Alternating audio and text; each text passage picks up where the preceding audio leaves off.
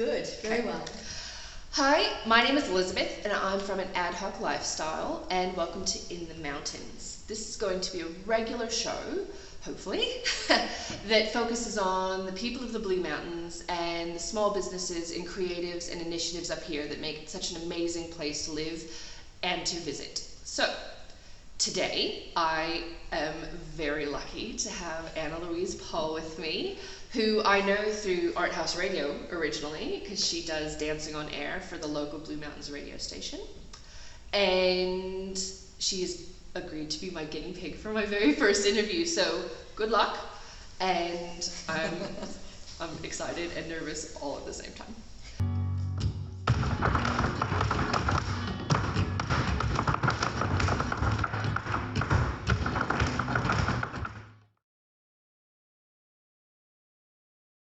Professional history and background? Yeah, sure. So I'm a professional dancer and choreographer, and my practice is I trained in contemporary dance. I studied in London and flamenco, and I've been doing both of those forms for 35 years now.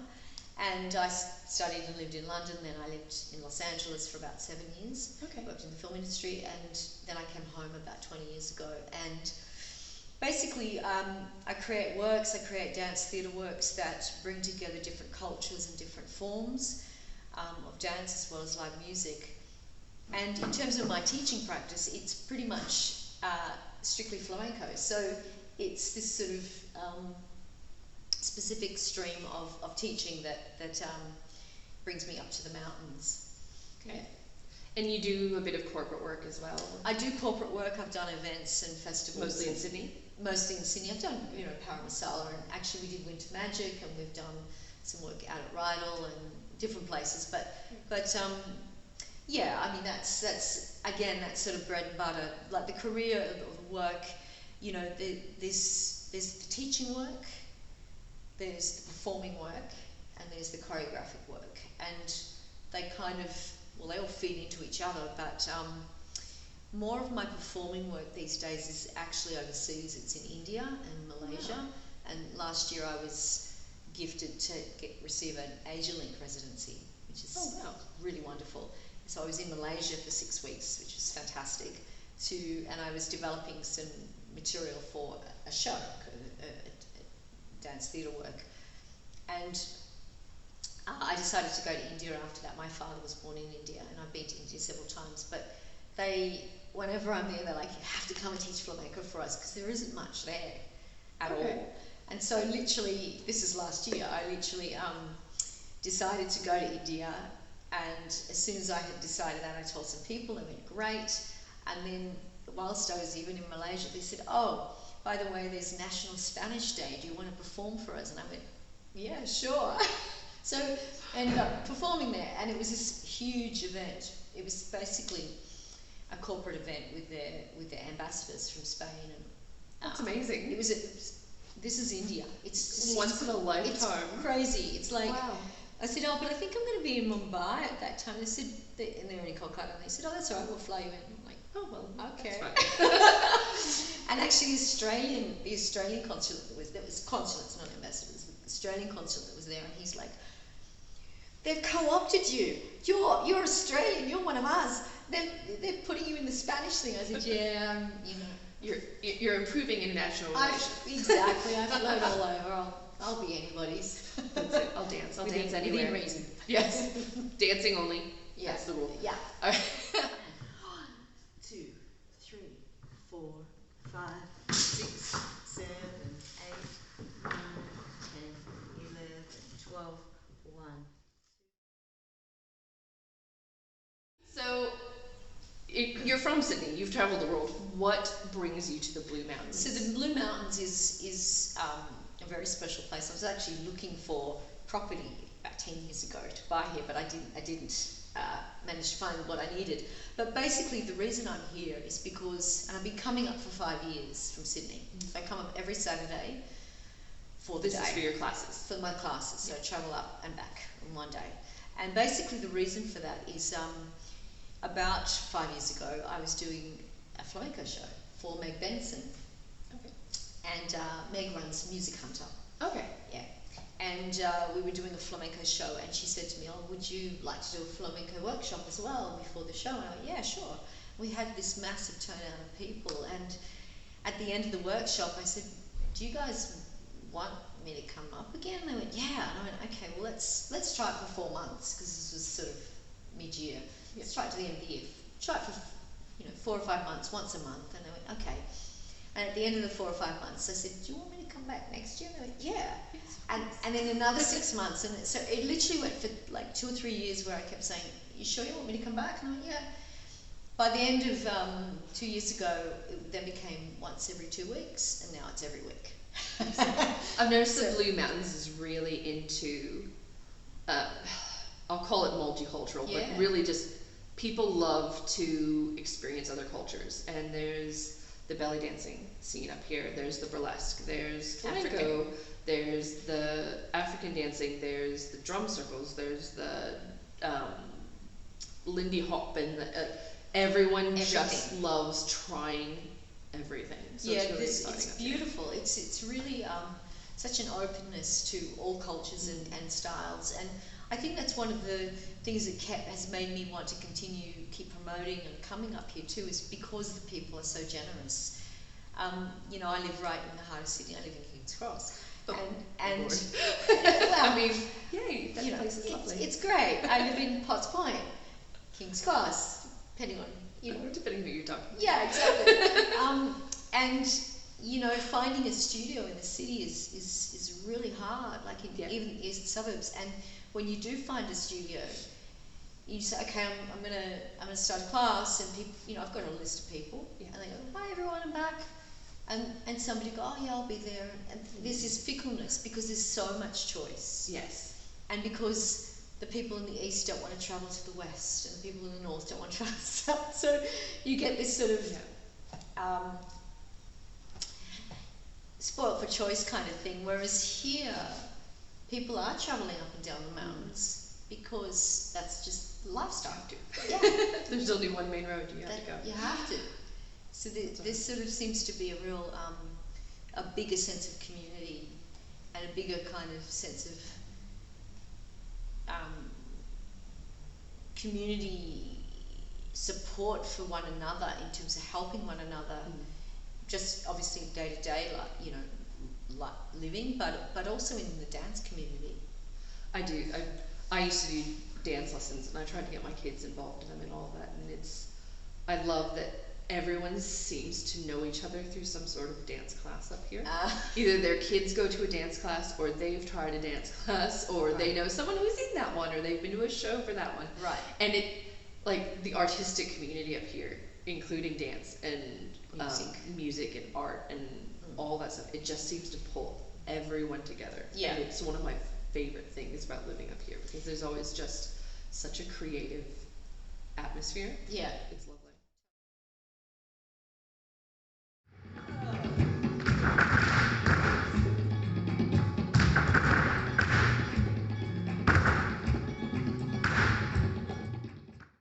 So, you do Blue Mountains Flamenco here. We are in the new dance studio for Dance Dimension, by the way, up in Katoomba. So you guys can come up and check that out, because this place is amazing. I'm impressed with the amount of space here. It's fantastic. So great. So you come every Saturday? Come every Saturday, and we have children's class at 10 o'clock, and that's also children and parents. So if it's a small child and a parent, they want to dance, there's that option too. Is there an age limit or anything? I would say, because it's somewhat choreography heavy. 4 or 5 is kind of the youngest, because I might 4 or 5. Yeah, 4 or 5 And for that, parents are welcome. Of course, yes, parents of any age.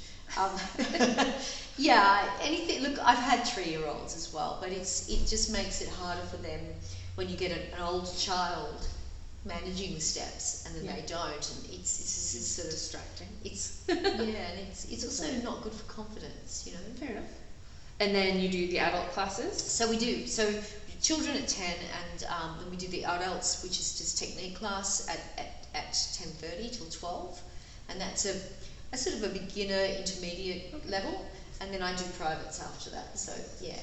Okay. Yeah. And often we have there are three fabulous guitarists up here. One of them is actually, you know, one of our kind of elders of flamenco, Robbie Varga. Oh, wow. He's really quite an important figure in flamenco. He's taught many of the. We'll have to get some of his links and everything down below the video. I don't know that Robbie has links. I think he's really old school in the sense that he hasn't necessarily recorded things and put them online. I could be wrong, but I don't think so. But Robbie comes and plays if I do a show. Okay. But one of the other guitarists who's her dad, his daughters come to classes, Owen, so he comes and plays for me every now and then. Oh, very cool. Yeah. So you get a bit of live music, a bit of dancing? Yeah, well, see, that's the thing with flamenco also is the interaction, the conversation between dance and music is critical. It's like, maybe like jazz or something, where the musician is following the dancer a lot of the time. Okay. And then it flips back, we follow them, but it's conversation, it's not just putting on a CD and you follow.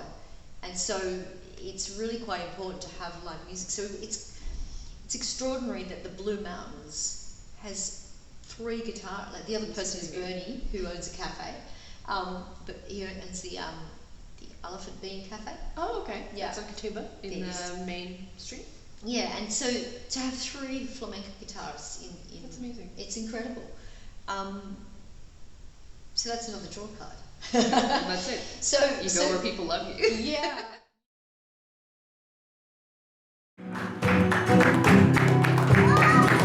Por el tiempo que llevo sin conocerte, y lo hubiera sabido pa' yo quererte prima, pa' yo quererte prima, pa' yo quererte. Last year we were very, very fortunate to be granted some funds from Winter Magic. So that was very special, one of their first grants, and it was also Blue Mountains Flamenco's first Winter Magic performance. So it was kind of beautifully serendipitous. So we had this amazing show at the Palais Royal, and it was standing room only. I mean, it was completely full, and about 30 to 40 people got up on stage and did this workshop with us beforehand. I love it when they're so willing to get up. Like, give it a go. Oh, it was fantastic, and the audience were like cheering them on, and then we did this fantastic show, and it was really, you know, the people in the class, you know, that they who make it the show. And we had 3 or 4 children dancing, and 2 guitarists, and we brought up a singer named Raphael who sings with us for us sometimes. So it was this beautiful show, and Owen and Robbie played, and yeah, it was a very, very special event, and it's sort of quite really kind of disappointing that we're now in the middle of COVID. Yeah, and everything has kind of gone pear-shaped. Yes. One of my passions is kind of helping out small businesses and making life a little bit easier, and that's one of the draws of this show, is that we get to discuss a bit of what the current challenges are, because people who aren't in a small business don't always realize what they're going through. Yeah. Like, they think, oh, well, I can't go shopping today, oh, I can't go out, I can't do this.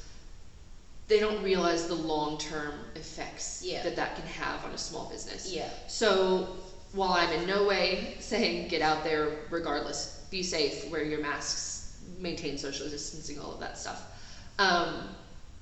But if you get the opportunity, there are ways that you can help small businesses, especially dance classes, because if you don't start helping them and supporting them while they're going through this, they won't be there when you come back, because they don't have that overhead where they can just support themselves for months on end and you know, come out okay. Yeah. So what is one of the main things that you're struggling with? Like we've said, like with Winter Magic, it's, you know, COVID's happening, so that's not happening at all. Yes. And that's just one example of like shows that have been cancelled and venues that are closing down and all of this stuff. How are you coping? So in terms of really the classes, we started term 3 today, and I almost cancelled the entire term because I didn't have enough people. So for me to travel 4 hours every Saturday, it needs to be viable. And by viable, I mean if it just pays my rent for 1 week, that's viable. Which is not a lot, but if it pays my rent, I'm happy because okay, that's covered. Yeah.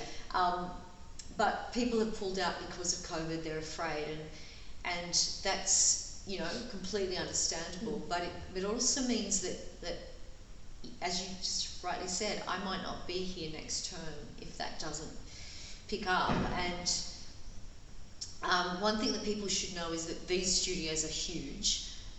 This studio and the other studio are marked on the floors as to where 1.5 metres is, so that's really helpful. There's sanitizer everywhere, there's you know, wipes everywhere. So there's sign-ins, there's disinfectant, there's everything. Everything. But it's the challenge of keeping students buoyant through this time as well. So at one point when we were in lockdown, I did some Zoom classes for the students, and I said, it's free, I just want you to stay in touch, keep moving. That was hard for some people because watching class on a Zoom is not great.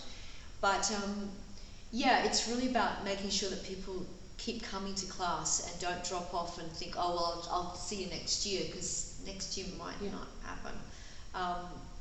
And one thing that they can do, or there's a few things that they can do, if you're not coming to class, or you just want to support this class because you may have heard already about it, even though maybe flamenco is not your thing, but you want to support it, is share it on Facebook, share it on Instagram, tell your friends, tell kids at school that they can join the class, and keep the arts alive. Another thing that's great about the Blue Mountains is that it's now part of the Western Sydney remit. It used to be considered regional. Okay. Yeah. Right. Now it's part of Western Sydney. Good. Which is kind of good, I think, because it puts it into your mind that actually you are part of Sydney. Yeah. We are part of Sydney. We are. And as opposed to being this thing that's cut off. Yeah. And it's them and us, and that really actually is a good thing, because it means that there's a broader reach when Western Sydney activities happen. You can go, well, actually, because when I'm applying for funds, let's say, for a project, and they say, well, do you work in Western Sydney? I go, yes, I do. Like, there's a lot of regional grants and a lot of Western Sydney based stuff that's right. available. So that's right. It's nice though just to be included, because we're not downtown Sydney. No. But we are certainly Western Sydney. That's where we go to spend our money, and that's where people can easily just come up and visit.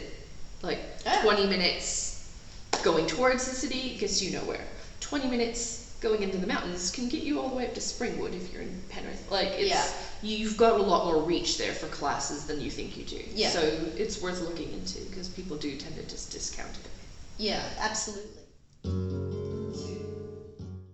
I'd really like to just thank all of the students that have come through my classes over the years. There's been a lot that have come and they've gone, and that's normal, people come and go. But each and every single person, without exception, has offered something really valuable to the class and to the community of flamenco. And the community of flamenco is sometimes a complex one, because it's a very small community. It can be quite fractured at times. But I think everybody that has been through my classes, at least, has really contributed to growing flamenco in the mountains, and supported the activities that I'm doing, and supported the positivity within the studio, and the positive, supportive environment of the dance studio, because again, dancing can sometimes be quite competitive. I think that's one thing. And I've learned it with some of my dance classes as well. You don't have to go into it thinking, I'm going to be the best, I'm going to be a professional, I'm going to be competitive. If you go in just wanting to be there, if you go in wanting to meet people who are kind of interested in the same thing as you, you're gonna make friends and you're gonna make connections, and you don't have to go in with this mental load that tells you that you have to be all in or nothing. That's right. You can just go in to dance. You can go in because you love it. Yeah. It doesn't have to be a serious thing. No, that's right. Dancing has this mystery around it, that it's abstract and you don't understand it, but we all do it as children, and it's not something that's untouchable or elitist. It's actually very available to us as human beings. On top of which, something like flamenco, or even creative dance, opens up the mind and connects it to the body in a way that it can heal. It can also, dance reduces the effects of dementia, it reduces the effects of arthritis, it reduces, it's being used for Parkinson's disease now. There's so many positives around dance, of any kind of dance now, I'm talking about. But, certainly socially, it's a really positive thing, because when we dance in a group, in a community, it gives that sense of belonging, and that's really fundamental to us as human beings. And yeah, so I think dance is not about competition or reaching the professional level. It's just about having some fun and getting some new skills. And I always say to my students, is it perfect? Have you done it perfectly? Never. And they go, no. And I go, great. That means we've got more to learn. Great. Is it better than it was 20 minutes ago when we started class? Yes, great. That means we're moving in the right direction. It's a life of study, you never get there. There's no there. It's never going to be perfect. It's never going to be perfect. If it is, make it harder.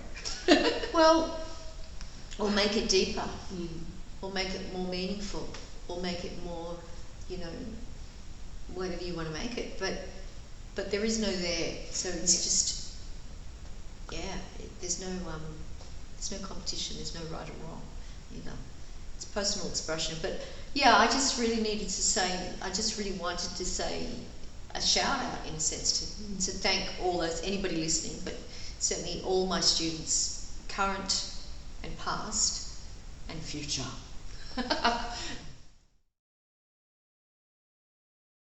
then in the meantime, you Flamenco are with Oz Dance. You are doing Dancing on Air. So with Dancing on Air's Radio Blue Mountains. Yes. Okay, so Julie Anchors put out the call whenever it was, a few years ago. 4 years ago? 3.5 years ago. And I put my hand up for a dancing one. So I was doing a whole lot of podcasts, and in fact, I did mostly all of the artists in the Blue Mountains. So I did Porcelain, I did Emily Cooper and Joe Clancy and Debbie Mamek, and everybody. and then Robin Yates, and lots of different people interviewed, and then Oz Dance started doing podcasts, and they asked me if I'd like to run a couple of those, which are not location specific, more topic specific. But and then I said, well, hey, but I'm doing one up. Do you want to see if we can play some of those up there?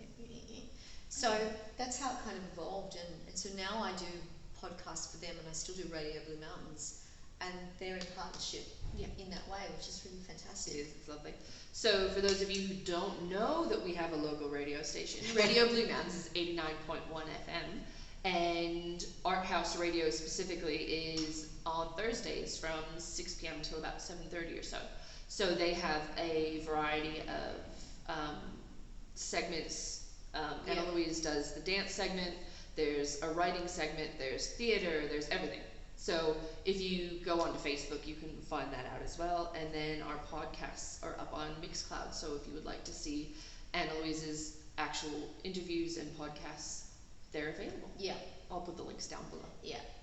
There's some great interviews there as well.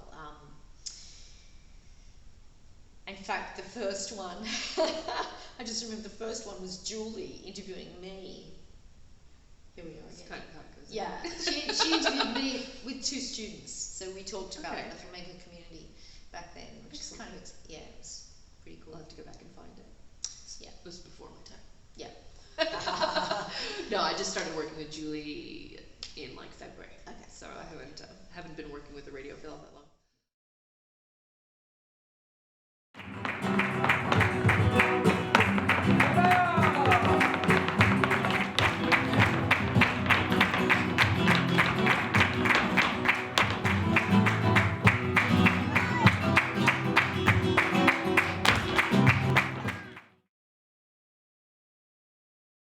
Thank you Yes. for doing the interview. Very well. And thank you for being my guinea pig. If people want to find you or more information on you, Yeah. where can they do that? So you can on social media, there's Blue Mountains Flamenco. That's probably the best on Facebook. So Blue Mountains Flamenco. Instagram is just Annalouise Paul.